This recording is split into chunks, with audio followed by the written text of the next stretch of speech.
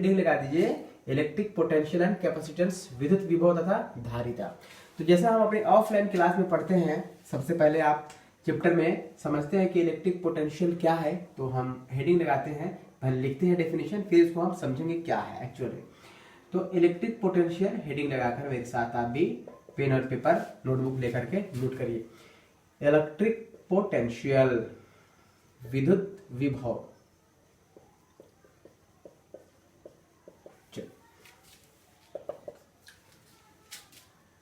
The amount of work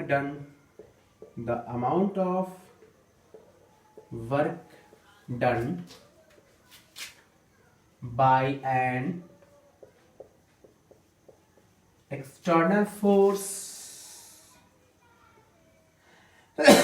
to bring a unit positive test charge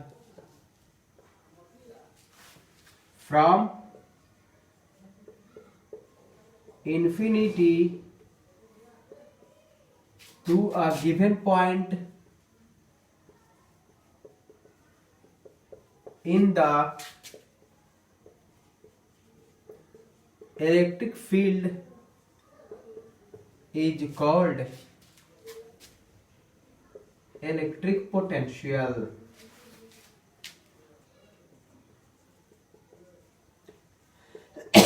At that point, it is denoted by V। मतलब ये कि किसी इकाई धनात्मक आवेश को अनंत से विद्युत क्षेत्र में लाने में किए गए कार्य को उस बिंदु का विद्युत विभव कहते हैं, इलेक्ट्रिक पोटेंशियल। तो चलिए हम इसको आगे समझते हैं, फॉर्मूला भी लिखेंगे।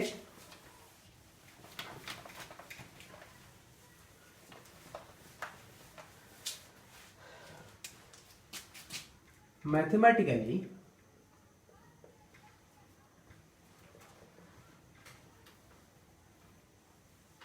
V equal to W by q naught, ये equation number 1।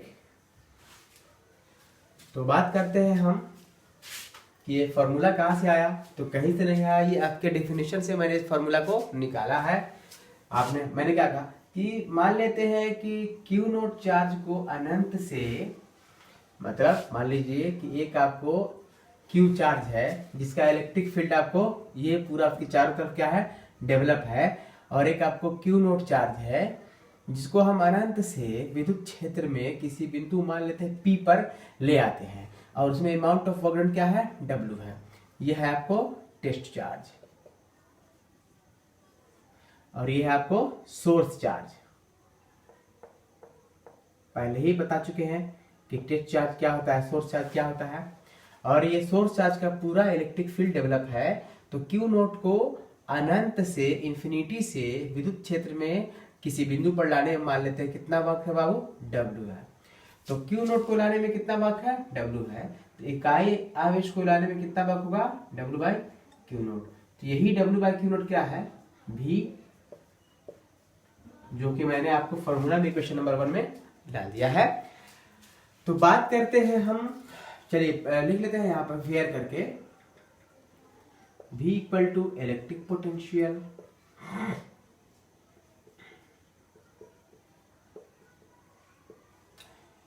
W equal to work done and Q naught equal to test charge. बात करते हैं हम इसके यूनिट की, तो यहां हेडिंग लगा दीजिएगा unit of electric potential, unit of electric potential. तो पहले नंबर में बात करते हैं SI यूनिट। SI यूनिट क्या होता है, इसका वोल्ट होता है, और आप सबको मालूम है कि SI में अगर लिखना है तो ऊपर में क्या है, W है, W का क्या है, जूल, नीचे में चार्ज है कूलम। यहाँ लिखेंगे 1 volt equal to 1 joule per coulomb, मतलब 1 जूल कूलम इनवर्स। इसको आप लोग नोट कर लीजिए। और बात करें अगर हम सीजीएस यूनिट की, तो सीजीएस यूनिट होता है आपको स्टेट वोल्ट।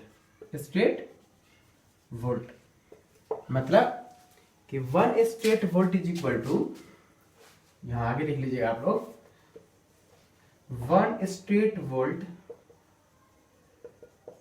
1 stat volt. ऊपर में वर्क डन है तो वर्क डन का होता है अर्ग, नीचे में क्या है, इसका होता है चार्ज का स्टेट कूलम्ब। मतलब 1 स्टेट वोल्ट इक्वल टू 1 अर्ग पर स्टेट कूलम्ब। ठीक है, तो चलिए इसके आगे हम थोड़ा सा और लिखते हैं। इसको जब तक आप लोग नोट करिए, अगर नहीं नोट कर पाए तो वीडियो पॉज कर लीजिएगा।